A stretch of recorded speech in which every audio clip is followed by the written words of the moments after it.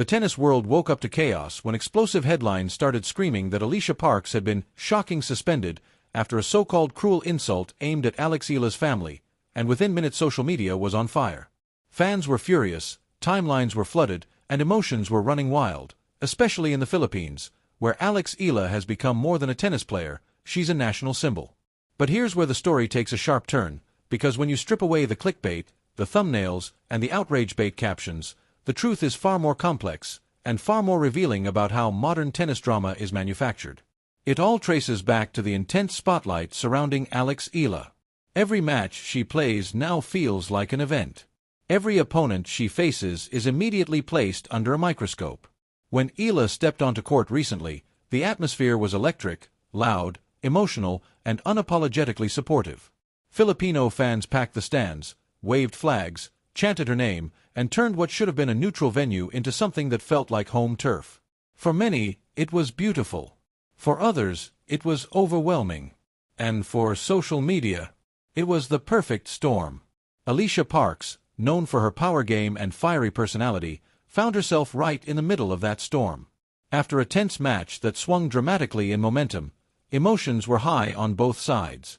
Cameras caught facial expressions, body language, brief exchanges, and moments that were instantly clipped, slowed down, and reposted with captions designed to provoke anger. Within hours, posts began circulating claiming Parks had crossed a line, not just by competing hard, but by allegedly making a personal insult involving Eala's family. No verified audio. No official transcript. Just captions, assumptions, and outrage. Then came the biggest leap of all, claims that Parks had been suspended or banned. That single word, suspension, poured gasoline on the fire. Fans felt vindicated. Critics felt justified. Comment sections exploded with calls for punishment, apologies, and accountability.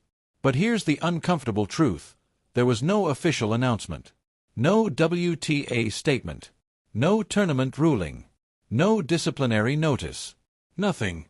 The suspension existed only online. This is where the story shifts from tennis drama to social media psychology.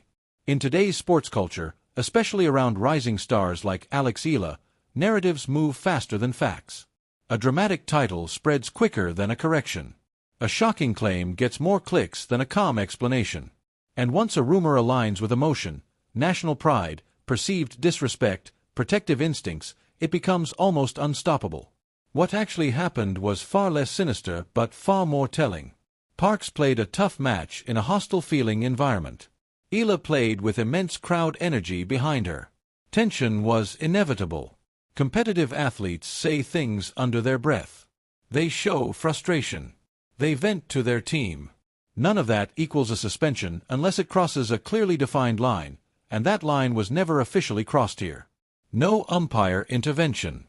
No code violation reported. No post-match disciplinary hearing. Just silence from the authorities, the loudest indicator that the viral claims didn't hold up. Meanwhile, Eala handled the aftermath with maturity that impressed even her critics. Instead of fueling the drama, she focused on gratitude, growth, and the bigger picture. She acknowledged the overwhelming support, admitted there were lessons to learn, and kept her eyes on the future. That calm response only made fans love her more, and ironically, it also made the false narrative around Parks feel even more jarring. The Philippine Open frenzy added another layer. With Eala competing on home soil, every global tennis conversation suddenly felt local. Any perceived slight against her wasn't just about sport anymore, it felt personal. Influencers, fan pages, and content creators jumped in, some genuinely passionate, others clearly chasing engagement. Thumbnails got louder. Words like cruel, banned, and disgraced were thrown around freely, even though none were backed by official confirmation. And that's the danger zone. Because when misinformation spreads unchecked, it doesn't just mislead fans, it damages reputations. Alycia Parks became the villain of a story that, in reality, never legally or officially existed. She wasn't suspended. She wasn't banned. She wasn't sanctioned. But in the court of public opinion, fueled by algorithms and emotion, she was already convicted. This moment says more about the era we're in than about either player.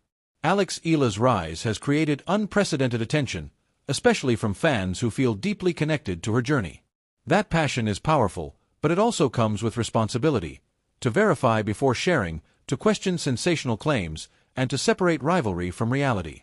Alycia Parks, on the other hand, became a case study in how quickly an athlete can be dragged into controversy without due process. The truth is, tennis is emotional. Matches are intense. Crowd dynamics matter. Players aren't robots. But official consequences don't come from viral clips or angry comment sections. They come from governing bodies, and in this case, none acted because there was nothing to act on. So while the internet screamed, "shocking suspension," the real story unfolded quietly. A rising star learning under pressure, a seasoned opponent competing in a charged environment, and a digital wildfire sparked by speculation rather than fact. The frenzy around the Philippine Open, the loyalty of Eala's fanbase, and the hunger for dramatic narratives collided all at once, and Alycia Parks got caught in the middle. In the end, there was no ban, no suspension, and no official scandal. Just a reminder that in modern sports, the loudest stories aren't always the truest, and sometimes the most shocking headline is simply how fast fiction can travel when emotion takes the wheel.